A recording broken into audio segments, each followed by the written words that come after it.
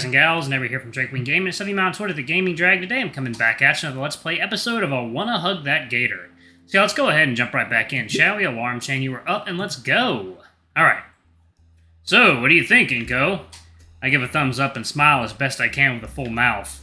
The elder dinosaur gives me a toothy, sauce-stained grin in return. I can see where Damien gets that toothy grin of his. Savoring the well-cooked meat patty and buns with each bite, I slowly lose myself in the party's mood. Though I feel more ancillary from it, seeing the adults lost in work talk while Damien and Liz are handling the excitable Vinny. Humming around a mouthful of burger, my eyes wander. The entire yard is smaller than mine, and there are tons of toys scattered in the low-cut grass. Not too many plants either, just the grass and a couple of shrubs running alongside the fence. The word quaint comes to mind. Maybe intimate. I could picture the kinds of events that happen back here. I shake my head, clearing my photographer's mind away. It's Damien's place, private property. I'd have to ask before I do anything camera-related. Thinking about it, though, I do have my camera, securely stored in my backpack inside the home. Part of me considers grabbing it, and as I look back toward the house, I spy a certain someone at their window. Olivia leers out across the yard. She's too far away to tell what exactly she's staring at. Must be her room, then. Her gaze shifts a bit. Still can't see what she's looking at, but... It is in my direction, or Damien. He's sitting next to me. I carefully trace where her eyes are focused, leaning to the side and slowly coming to... the plate in my hand? Checking back, she's laser-focused on something. I wonder... I slowly lift the plate up, and... Olivia's head tilts upward with it. I lower it, and her head tilts downward. A part of me wants to test this further, except that'd be a real waste of food. Whatever illusion she was under is shattered with a shake of her head. I can hear Olivia's annoyed growl from here as she turns her snout up at me and returns to whatever it is she was doing. So she does want some. Why not come out? Well, I'm sure nobody would mind if I just brought a plate in and left it. Besides, my fingers are sticky from all the finger food, to the point where they stick to my paper plate. It's actually kind of gross. Now I remember why I avoid it normally. Ungluing my fingers from the plate, Damien's mother notices my plight. You can use the kitchen sink for that, Inco. Or the pool! Sticking my thoroughly marinated fingers into the pool? That just seems like a future issue for whoever has to clean it up later. Thank you, ma'am. I think I'll use the sink. Damien's already gotten up for third, so there's plenty. I load up a new paper plate with steak and whatever remains of the ribs and discreetly head inside.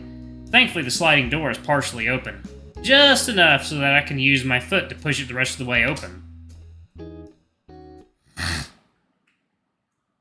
There's a coffee table in the living room. That's a good place as any. And the kitchen's right there, so I'll just rinse my hands off a bit. Making liberal use of the dish soap, I start scrubbing my hands thoroughly. While I feel the stickiness start to unstick itself, I look out the window. Damien's parents seem to be focused on Vinny, but Damien is still shooting looks to the left. The hyperactive hybrid shoots up from his seat, disappearing from view. Wonder where he's... Oh. There we go. 1 second, y'all. Water time.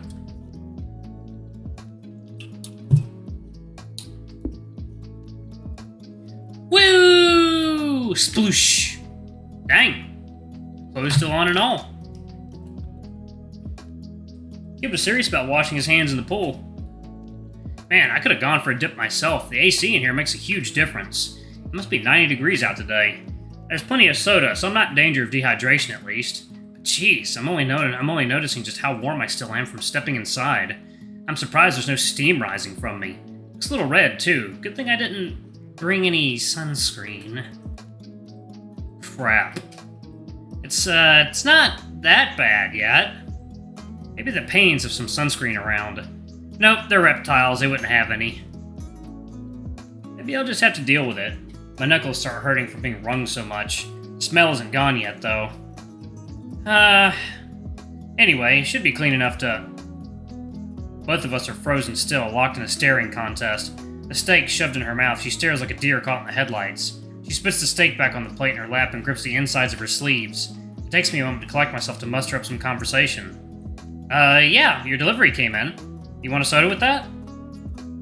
The joke goes unlaughed at. I tried. May as well. Huh?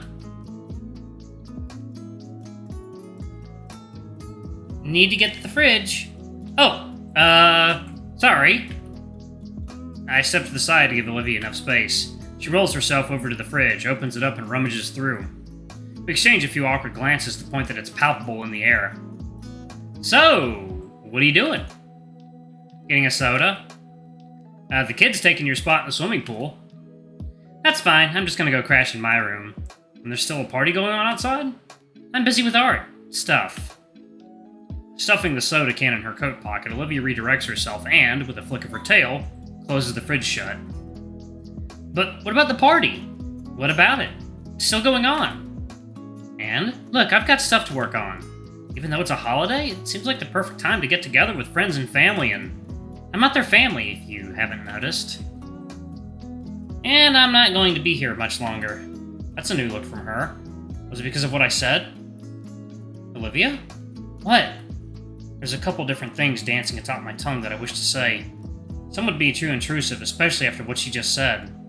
One, however, sticks out the most, especially after she brought up working on it, and I genuinely want to see Olivia's process.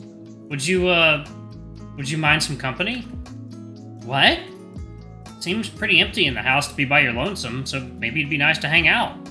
Plus, I've been wanting to see your art for a while, especially as I recall her freshman piece that's displayed right next to the principal's office. I'll even show you some of my stuff. I have my portfolio drive in my backpack after all. I have to hold back my laugh as a silly strangled noise of surprised confusion escapes her mouth.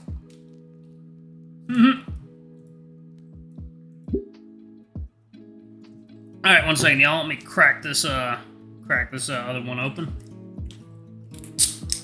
There we go. That's my process right there. Alright. Is that an okay then? No! It's just... I don't want anyone else in my room. And how about the living room? I motion to the well-loved couch nearby. She hums in thought for a moment. Are you really that interested? Yes. I've been wanting to see your work ever since I found out the cityscape piece in the gala was yours. Olivia clutches her hands together tightly. Okay, fine. If you're so interested, you can watch. She wheels herself back towards the shut door. Need to get my stuff set up first, though. Sure, I'll be here on the couch.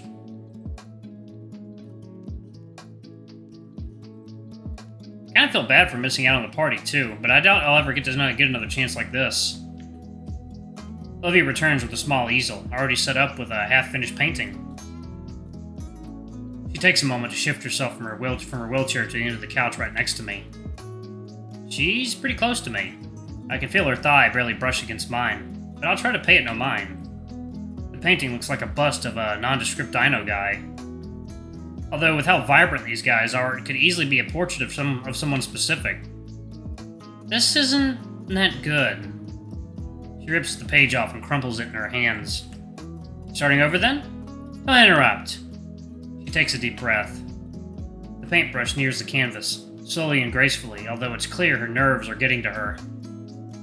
Okay. Wait.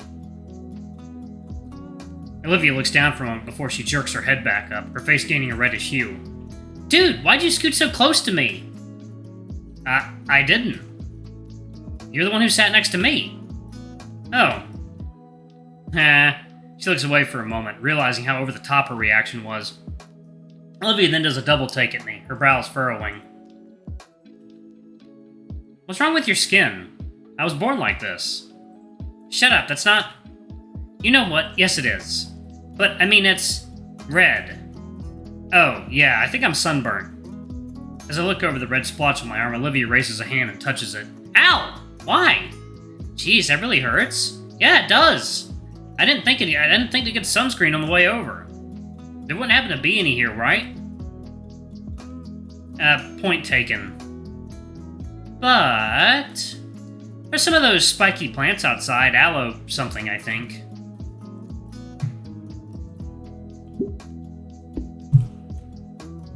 Just snap a leaf off. Mrs. Payne won't care. Probably.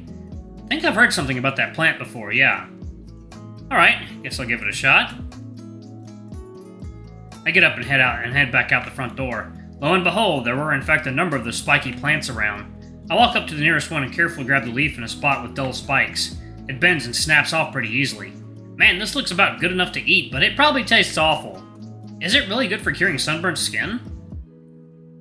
Back inside, Olivia started painting again. She gazes intently on the page. And the plate of food I had brought in had been cleaned. Olivia holds one last rib in her mouth like a cigarette. It waggles up and down between her teeth. When she sees me, she crunches the bone into and swallows the last of it whole. I bring up the aloe leaf. This it? She nods and extends a hand to grab it. I hand her the thick leaf and she extends a single claw. Once she catches the edge of the skin, she makes quick work peeling the husk off. You, do that often?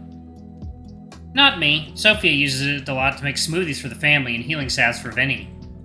They're real pretty, too. Olivia blinks, coughs, and grimaces. To, paint, I mean. Natural homemade healing recipe, huh? Gonna have to ask for that later. Could come in handy down the line. I move to remove my jacket so the aloe could be applied properly. But I don't get far before I notice Olivia's face turning a darker shade again. No! No need to remove your jacket. Just roll up your sleeves and put the jelly on your neck. She hands me now exposed aloe jelly, all the while doing her best to not lock eyes with me. After rolling up my sleeves, I scoop out a dollop of the opaque substance. The feeling of relief hits me the moment I spread it across my neck. Man, this feels good. I start applying more to my nose, cheeks, and most importantly, the top of my head. As I do, I watch Olivia continue her painting, taking extra attention to her brushstrokes. The way she moves it down the canvas with such smoothness and gentleness shows her level of concentration. Not too rushed, but also not that overly focused on the art either. Using the last of the aloe to cover my arms, I'm fully covered in the rudimentary remedy. I take a second to throw the husks away in the kitchen trash, catching a glimpse of the party outside. Everyone looks like they're having a good time out there, except for Mrs. Sophia, who's currently trying to chase a very soaked Vinny with a towel. Back on the couch, Olivia's painting is starting to take a more defined shape. I like the cityscape piece, however, it looks more organic. She continues to paint in silence, occasionally doing a quick glance at me to see if I'm still watching. I don't want to poke at Olivia for no reason, but this might just be my only chance to ask. Hey, Olivia? Your family, the Paynes, they seem like a lively bunch. What's that supposed to mean? Like, I knew Damien was eccentric, but I can see he gets it from the rest of your family. First of all, the Paynes are my godparents. Secondly, yeah, they are. So, how long have you known them for? Alright, y'all, I'm actually going to pause it right there. Thank y'all so much for watching. Don't forget to like, comment, subscribe, ring that notification bell, and check out our Patreon if you can. It always helps. Anyway, I love you all, and I'll see y'all in the next video. Bye-bye!